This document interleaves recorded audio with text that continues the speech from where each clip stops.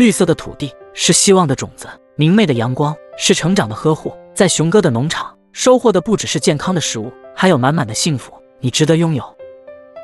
成群的小野猪已经走出了围栏，开始探索周边的世界。野猪妈妈也以王者之姿审视着整个猪群。重新修葺的开放式猪舍，整个农庄也进行了例行性的消毒。开垦的菜园，碧蓝的天空，也许野外生存才是每个男人都曾心生的向往。新一天的来临，趁着早晨的清爽，熊哥已来到了售卖农药的地方。来上一瓶娃哈哈，这黄色的瓶中是专门用于冲泡喷洒的消毒剂。老板介绍着水兑的比例。今天的熊哥要对自己农庄的病毒进行整体的灭杀，时间已至正午。自己不在的时候，小黑则会负责看家，更换上打药3件套。每相隔上3个月的时间，熊哥就会对牲畜的养殖区进行细致的消毒。野猪幼崽已经到了进食午餐的时间了，不过他们为什么总是会在吸奶的时候摇头晃脑呢？话说老铁们在平时吸奶的时候也会这样吗？喷壶已经装满，熊哥需要不多不少的滴入，半瓶的用量。先从养殖区的角落开始，每一处的死角都有可能会有病菌的存在。如今农庄的野猪数量越来越多，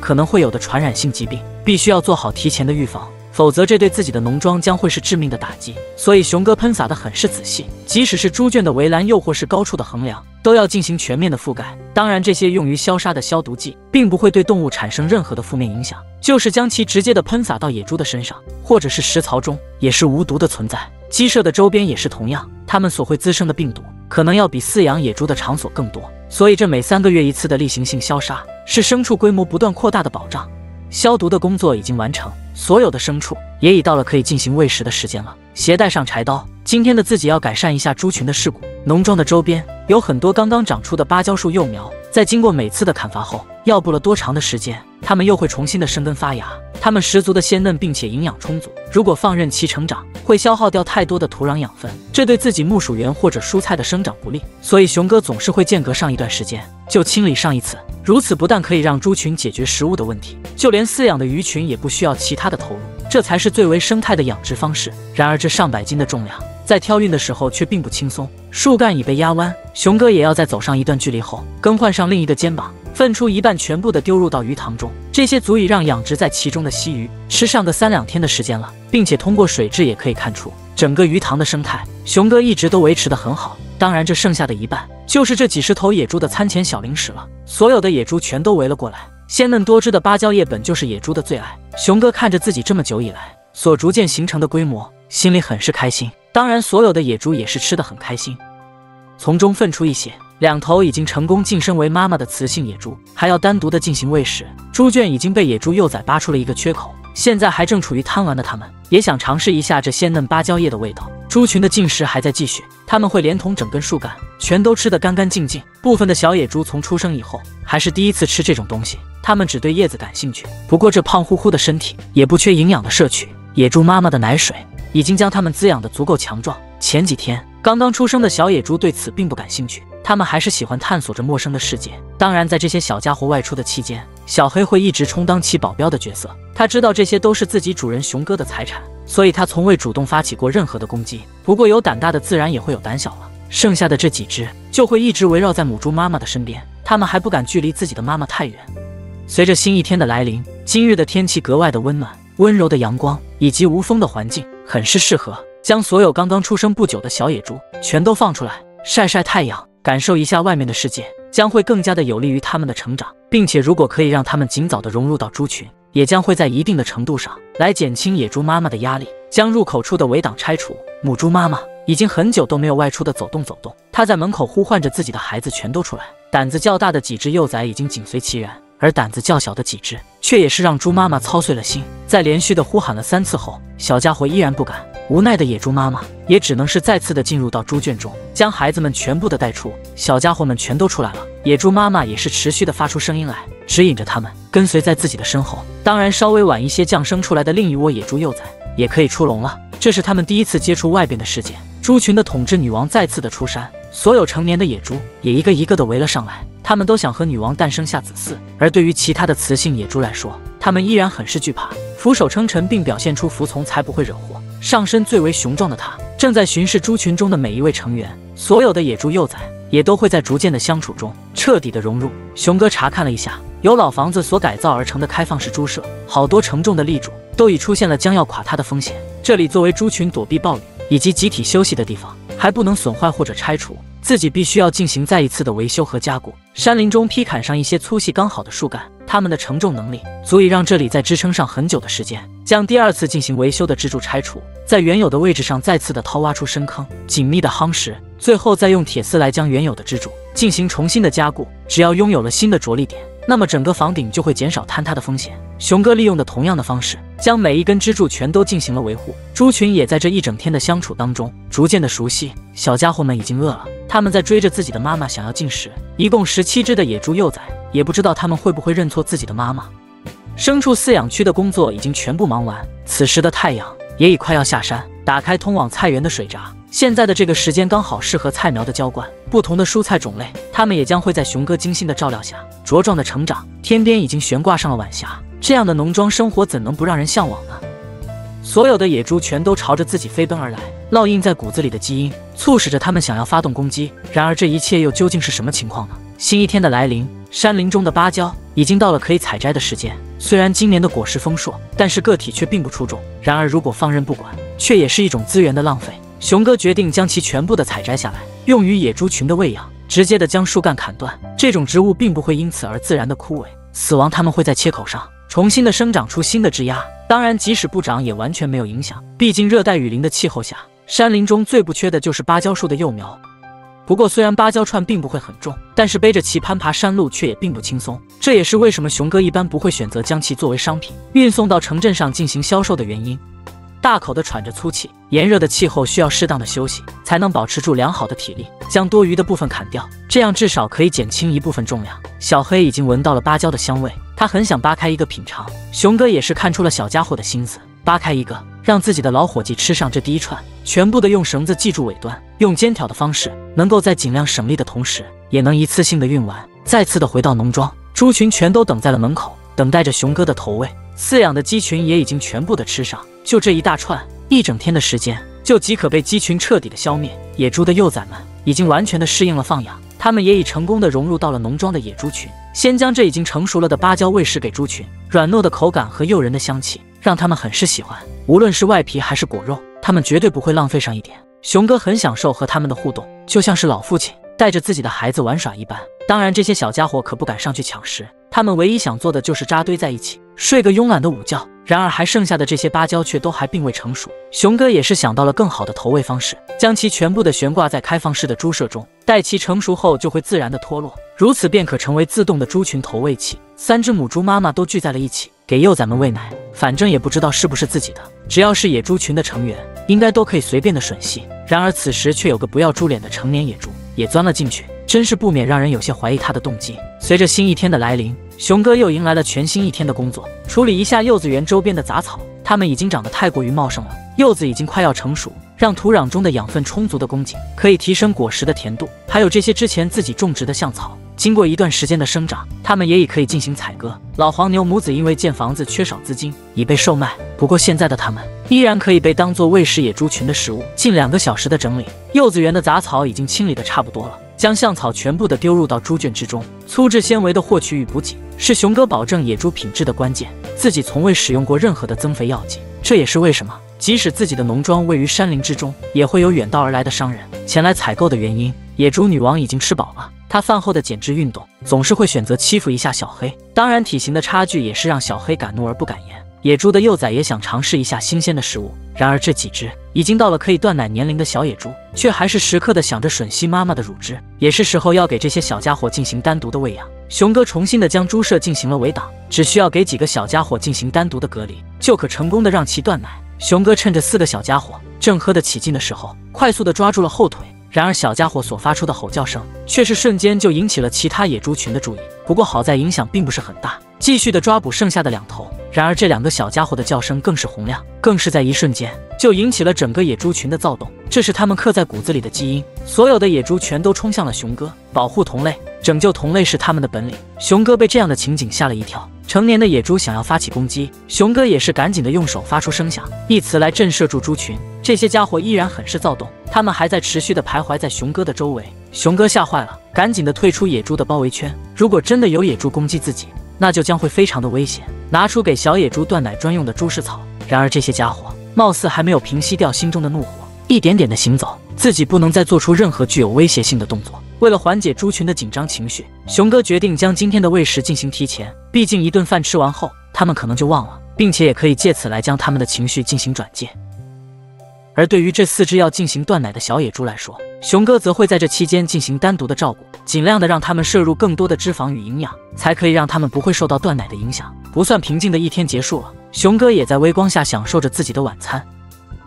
随着第3日清晨的来临，一声清脆的打鸣划破了农庄的宁静。每天一顿的例行性喂食，吃完这些玉米后，鸡群就会分散到周边的各个角落，再次的制作上猪食。这一大锅就是猪群一整天的食物。查看一下断奶的4个小家伙，一夜的单独相处，除了有一些惊恐外，并没有出现什么异常。熊哥还需要完成自己的工作，农庄的供水系统又再次的出现了问题，自己要沿途寻找到损坏的地方，并进行检修。终于是找到了，这处的水管出现了变形，直接的将其切开，然后再安装上一节专门用于连通的短节，接着再用螺丝将2头分别的固定，如此便可保证水流再次的通畅。当然，沿途错乱的地方也要进行重新的固定，最后再顺便的清理一下源头的入水口。青苔或者枯叶都会影响山泉流入的速度，并且现在的山林已经进入了旱季，尽量的用细沙封堵住周边，才能让汇入的山泉不会流失的太多。毕竟自己农庄里的一切几乎全都离不开这仅有的水平。整体的流速再次的恢复正常，农庄的每一条水管也再次的正常运转。浇灌上菜园，茄子已经可以采摘，青菜也是长势良好。碧蓝的天空，向往的生活。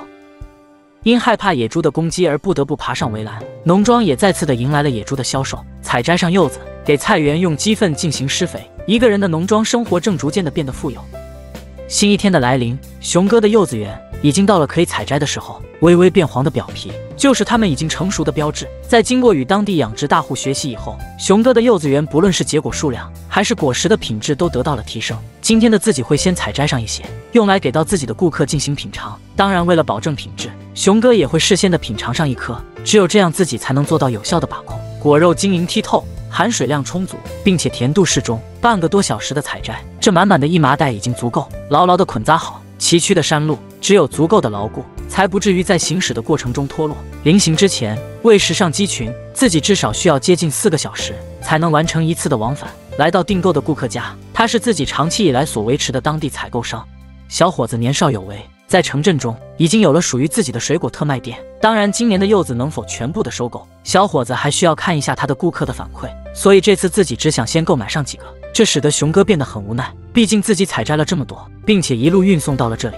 稍微的讨价还价，还剩余在地内的这些，熊哥也是以较低的价格勉强的让小伙子全部买下。不过相反的，小伙子也给了一个让熊哥开心的保证，那就是如果购买的顾客反应很好，自己就将会以正常的价格再次的持续的从自己的手中进行采购。结款的时候，熊哥并不是很开心，毕竟无商不奸嘛。随着新一天的来临，阳光洒满了整个农庄，熊哥正在焦急的等待。如果自己的商品没能拥有好的反馈，那今年的柚子很可能不会给自己带来很好的收入。然而就在熊哥出神的时候，清脆的电话铃声响起了，是昨天的那个采购商，他收到了顾客的反馈，并且要继续的从熊哥的农庄里进行购买。熊哥很是开心，赶紧的拿出蛇皮袋，压在自己心头的担忧终于是彻底的放下了。持续的采摘，今天要将有掉落风险的果实全部的摘完，只需轻轻的一掰，成熟的柚子就会从根部落下。整个农庄有接近200多棵的柚子树，看来今年的收入相比于以前来说，将会有质的飞跃。又是满满的一袋，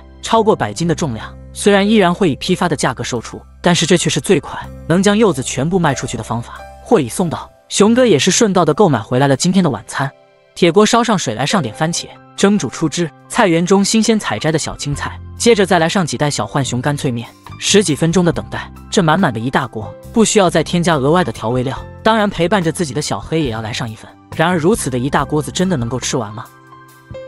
随着第3日清晨的来临，熊哥已在喂食着农庄的猪群。这些家伙除了极个别的由于排挤还有些瘦弱，其他的已经全部像极了那些只知道坐在办公室里的发号施令的肚大腰圆了。野猪幼崽经过这段时间的成长，已经比之前强壮了不少，圈养的每一处角落也全都被他们探索了个遍。还有这正处于断奶期的几个小家伙，他们已经彻底的适应并喜欢上了麦麸的味道，而他们的断奶成功也将会意味着野猪妈妈已经解放，他们又将会在不久的以后再次的受孕成功。所有的牲畜都已喂完，其他的事情却仍然需要继续。将鸡舍再次的进行清理，已经自然风干的鸡粪可是促进菜园生长的最好肥料。现在的鸡群已经不会再到这样的笼舍中进行休息了，这里已经被他们当做成了处理粪便的地方。来到菜园，先将鸡粪尽量的碾碎成小块，接着在每一颗蔬菜的旁边放上一勺，只需自然的降雨或者人工的浇水，肥力就会渗透进土壤，从而让这些本就长势良好的蔬菜秧苗更加的茁壮。当然也要尽量的将生长于秧苗之间的杂草除掉，否则好不容易施的肥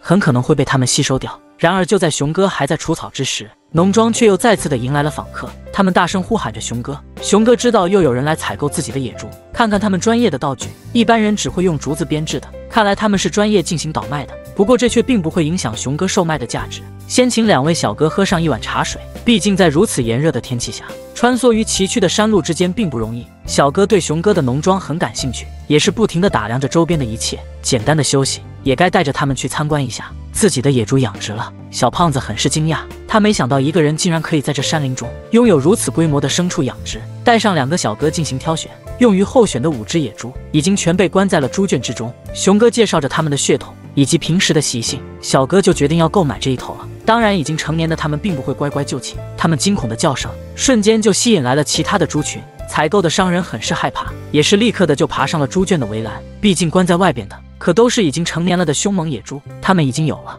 想要对自己发起攻击的趋势。被关着的几个小家伙也是被吓坏了。在经过半个小时的周旋，才最终擒获了自己最是心意的这一头，将野猪抬出。为了能够在运输的过程中小家伙能尽量的安静，熊哥也是选择了在笼子的基础上再套了一个麻袋。然而由于农庄中并没有称重所用的秤，所以熊哥也不得不跟随他们一起去到山下再进行交易。2个多小时的行程终于是到了，熊哥从旁边的农户中借来了秤，经过称重，这头野猪重25公斤，将其放到货车之中，里面的阴凉可以保证野猪不会出现任何的意外。交易的时间到了，熊哥以200万越南盾的价格完成了成交，象征性的握手。如果还想继续的采购，还可以继续的找到自己，那么你觉得这样的价格是贵了还是便宜了呢？偷鸡的小贼已被陷阱捕捉，锋利的牙齿不允许任何人的靠近，装入铁笼之中等待，他的命运又究竟会如何呢？新一天的来临，温暖的阳光再次的照亮了山林和大地。喂食上鸡群，每天早上的一顿喂食必不可缺。熊哥不断的发出声音，以将远处零散的鸡群聚集。然而今天的数量却貌似比以往要少上一些，大致的清点，只要不是丢失过多的数量，自己并不会在意。毕竟在这山林之中，不论是被其他动物捕食，又或者是专业的小偷，都有可能会让自己有一些损失。可是今天刚刚孵化不久的幼崽却好像是越来越少了。熊哥发现了异常，自己必须要找到原因所在，否则长时间的持续性损失自己无法承受。穿上衣服，对农庄的所有角落进行探查，自己要看看能不能发现一些蛛丝马迹。然而就在熊哥走到老房子旁边的斜坡时，最不愿意看到的场景却还是发生了。一处斜坡上的灌木丛，这里有一只小鸡仔已被某种动物捕食，可能是某种原因导致了它并没有吃完就逃离了现场。看来农庄的鸡群不断减少，就是因为它细致的检查猪圈下方的狭小缝隙，很可能就是狩猎者经过的地方。继续的向着坡下前行，熊哥在一处岩壁下发现了掠食者留下来的残渣，这是被吃剩下的鸡毛，看来这里就是他们将农庄的鸡捕捉过来进行进食的地方。继续的沿着岩壁前行，看看这里是不是会有掠食者的洞穴。狭长的缝隙，它很可能就是经过这里才来到的农庄。虽然通过目前所发现的线索，并不能判定出它究竟是什么，但是熊哥却必须要设法将其抓住，否则鸡群的数量会在日复一日的狩猎中逐渐的减少。拿出专门用于狩猎的陷阱捕兽夹，虽然它们已经全部的生锈老化，不过好在依然可以被继续的处罚，它们仍然可以成为自己捕捉狩猎者的工具。当然每一个都要先进行一下测试，必须要保证所有的全都正常的运作，才能有机会将小偷抓住。为了防止自己在设置完陷阱后小黑会被夹住，熊哥也是在出发前将老伙计给拴了起来。来到发现痕迹的岩壁下，这里是最有希望能将猎食者捕捉到的地方。掏挖出一个大小刚好的浅坑，小心翼翼地将捕兽夹重新的设置好，尾部特意安装上的铁链，这是为了防止陷阱被触发后猎物将整个的装置全都拖走的保证。埋上一片小的树叶，将其覆盖住陷阱的上方，最后只需将土壤均匀地覆盖住周边，即可将整套的陷阱完整的设置。当然必要的伪装也依然要有。熊哥将枯叶和残留的羽毛再次的恢复了原状，继续的设置上第2处。熊哥选择了最有可能会经过的地方，这些较小的猎食性动物往往都会紧贴岩壁进行穿行，毕竟它们不会像狮子老虎那样无所畏惧。还是相同的方法，设置完的地方几乎还和之前一样，这样可以在最大的程度上降低猎物的警觉性。黄昏已渐渐地笼罩了整个农庄，已经成年的鸡群也全都爬向了高处，这是它们唯一能够在夜晚躲避猎食者捕食的求生方式。随着新一天的来临，万物依然焕发着生机，鸡群从高处醒来，白天的它们要安全许多。熊哥来到昨日设置上陷阱的地方，自己要看一下是否能够将小偷捕获成功。果然，岩石下放的陷阱已被触发，小偷在昨天夜里再次的光临了自己的农庄，埋在泥坑中的捕兽夹已被拖走。不过由于拴着铁链，所以熊哥判断他并不会逃跑得太远。沿着痕迹一路追寻，熊哥发现了这个总是偷鸡的小偷，一只类似于黄鼠狼一样的小家伙，他的前肢已被锯齿牢牢地夹住，奋力的撕咬想要挣脱。当然，这里也要提醒大家，视频拍摄于国外，请不要轻易的模仿，一定要遵守法律，爱护野生动物。那么有认识这是什么的吗？是我们熟知的果子狸，还是什么别的物种呢？锋利的牙齿阻挡一切想要靠近自己的东西，这已是他最后能为自己所做的事情。先将另外一处陷阱取出，既然小偷已经抓到了，那么它也就失去了原有的作用。熊哥还没有想到究竟该如何处理。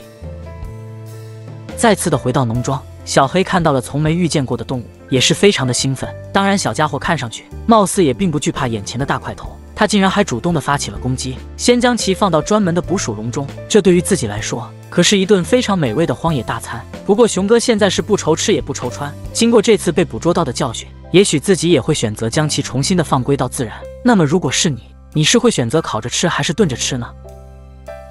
一位身患残疾的独居山林者，他唯一能够用来招待的就是水煮芋头。修建上连通住所与养殖区的通道，热带的雨林气候也即将要迎来雨季，自己必须要做好提前的准备。新一天的来临，熊哥要早早的完成农庄中的工作。今天的自己要去帮助一位残疾的友人浇灌上菜园。经过持续的开垦与精心的照料，他们也即将要迎来丰收。劈砍上2棵粗壮的芭蕉树，所有牲畜的喂食还需要用它们来进行制作，富含的植物纤维营养充足，最为主要的是它完全的免费。朝着另一处的山头走去，那里有一位自己认识的残疾友人，也想要和自己一样打造出一处可以用于生活的农庄。正在蒸煮着的铁锅，这是有人用来款待自己的水煮芋头，这可能也是目前唯一他能够拿得出来的充饥之物。有人向熊哥介绍着自己的想法，这里有自己种植的柚子园，他想在这里搭建出一处木屋，自己也要学着熊哥独自一人在这山林中生存，并通过自己的努力来改善一下目前自己的生活。廉价租借来的油锯，他不想让来给自己帮忙的熊哥太过于劳累，周边的大树可以随意的砍伐，它们就是自己用来打造木屋的材料。蒸煮的芋头已经成熟，已经连续工作了2个多小时的他们，也终于迎来了午餐。都是穷苦的劳动人民，所以熊哥对此并不会在意。不过虽然自己很是同情他的遭遇，但是熊哥却不会拥有丝毫的表露，毕竟任何一个男人要的都是一个尊严。体力已经得到补充，材料的准备还要继续。身患残疾的他无法使用油锯，所以砍伐的任务全都要由熊哥来完成，而他自己则会尽量的完成自己能够完成的工作。精细的测量，在进行进一步切割之前，就要根据所建房屋的大小来做好必要的标记。近4个小时的准备，用于搭建主体框架的材料已经准备的差不多了。不过以后的进度自己不会再单独的进行记录，但是在以后的时间里，自己一定会继续的帮助这位残疾友人将房屋搭建起来。随着新一天的来临，熊哥的农庄也迎来了自己的事情。来到山林中的竹林，这些毛竹足够的粗壮与笔直，它们是自己3年前种植下的。劈砍上几棵，熊哥要利用它们来为自己打造出一处便利于自己行走的阶梯。雨雾已经笼罩住了整片森林，小雨也是再次的不期而至。不过这却并不会影响到自己的工作，相反还可以在这炎热的天气中带来一丝清凉。2根长长的毛竹，一些粗细刚好的树干，所有的材料都已准备齐全。熊哥要在这处斜坡上打造出可以贯通居住区与牲畜饲养区的通道，如此不但可以在以后的生活中为自己带来便利，并且随时可能会来收购自己野猪的牧民商人也能更好的上下自如。树干都以相同的长度进行切割，它们将会被用于制作出形状规则的楼梯。刨挖上一个浅坑，将毛竹的尾端进行固定，可以防止其不停的下坠。楼梯的制作正式的开始，先将2边整理出浅坑，2根毛竹放入其中即可成为边界，接着再修整出一条沟壑，将树干埋入其中。为了防止下雨可能会产生的塌房，每一根也都要进行完整的固定。等到所有的树干全都固定完全，最后再在相邻的2根之间刨挖出楼梯的形状，如此一个足够方便于每日多次往返的阶梯就已彻底的完成，而它也是让整个的农庄更加的像是一个整体了。随着第3日清晨的来临，大雾再次的笼罩，喂食上鸡群自从上次将偷鸡贼擒获后，小鸡幼崽的成活率就提升了很多，鸡群的数量也在逐步的发展中，慢慢的扩大。